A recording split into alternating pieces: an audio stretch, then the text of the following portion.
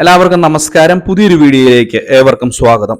എല്ലാവരും വീഡിയോ പൂർണ്ണമായും തന്നെ കാണുക. കിസാൻ സമ്മാൻ നിധിയുമായി ബന്ധപ്പെട്ടുള്ള വളരെ പ്രധാനപ്പെട്ട അറിയിപ്പുകളാണ് ഇന്നത്തെ വീഡിയോയിലൂടെ ഷെയർ ചെയ്ത് തരുന്നത്. എല്ലാവരും പരമാവധി ഈ ഒരു വീഡിയോ ഷെയർ ചെയ്ത് കൊടുക്കുക, മറ്റുള്ള ആളുകളിലേക്ക് എത്തിക്കുക. ചാനൽ ആദ്യമായിട്ട് കാണുന്ന സുഹൃത്തുക്കൾ തീർച്ചയായിട്ടും നമ്മുടെ ചാനൽ ഒന്ന് സബ്സ്ക്രൈബ് ചെയ്യുക. ഫേസ്ബുക്ക് വഴി വീഡിയോ കാണുന്നവർ ഫേസ്ബുക്ക് പേജ് കൂടി ഒന്ന് ഫോളോ ചെയ്ത് വെക്കുക. നമുക്കറിയാം, കിസാൻ സമ്മാൻ നിധി ആനുകൂല്യം എന്ന് പറയുന്നത് സംസ്ഥാനത്തെ വളരെ വലിയ ഒരു വിഭാഗം ജനങ്ങൾക്ക് ഇതിന്റെ ആനുകൂല്യങ്ങൾ തടസ്സപ്പെടാതെ തന്നെ ഇപ്പോഴും ലഭിക്കുന്നുണ്ട് എന്നുള്ളതാണ്.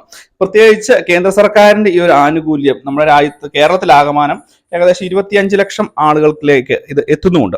മാത്രവുമല്ല, നാളിതുവരെയായും 1 രൂപ പോലും ഈ ഒരു തുകയുമായി ബന്ധപ്പെട്ട് മുടങ്ങിയിട്ടില്ല എന്നുള്ളത് വളരെ ആശ്വാസം നൽകുന്ന ഒരു കാര്യം കൂടിയാണ്.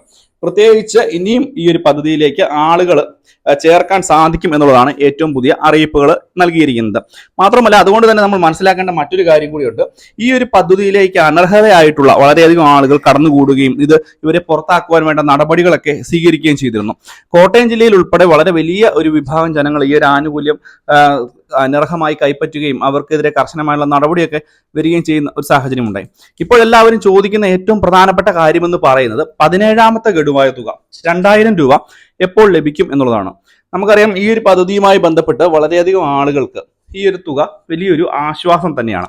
ഇത് ഇപ്പോഴാണ് ഈ ഒരു ലോക്സഭാ ഇലക്ഷന് മുന്നോടിയായി 16ാമത്തെ ഗഡു കറക്റ്റായിട്ട് കേന്ദ്ര സർക്കാർ വിതരണം ചെയ്യുകയും അത് അർഹതപ്പെട്ട ആളുകളുടെ ബാങ്ക് അക്കൗണ്ടുകളിലേക്ക് എത്തുകയും ചെയ്തു.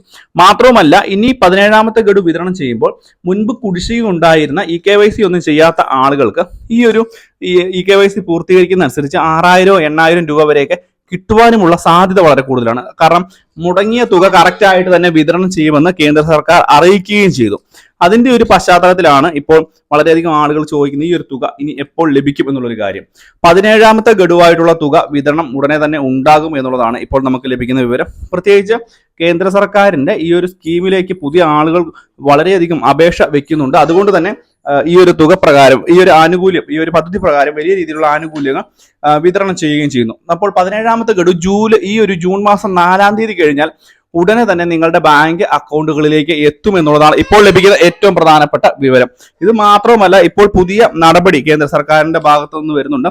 ഈ ഒരു തുക വർദ്ധിപ്പിക്കുവാനുള്ള ഒരു സാഹചര്യം കൂടി നിലനിൽക്കുന്നു എന്നുള്ള ഏറ്റവും പ്രധാനപ്പെട്ട അറിയിപ്പുകളാണ് വരുന്നത്. ഇതുമായി ബന്ധപ്പെട്ട് കേന്ദ്ര സർക്കാരിന്റെ ഭാഗത്തു നിന്ന് തന്നെ ഔദ്യോഗികമായിട്ടുള്ള സ്ഥിരീകരണം വന്നിരിക്കുന്നത് ഈ ഒരു തുക വർദ്ധിപ്പിക്കുമെന്ന് മുൻപ് തന്നെ നമ്മുടെ ഈ ഒരു ഇപ്പോൾ കേന്ദ്രം ഭരിക്കുന്ന പാർട്ടിയുടെ അധ്യക്ഷനായ JP നദ്ദ തന്നെ പറഞ്ഞിട്ടുണ്ട്.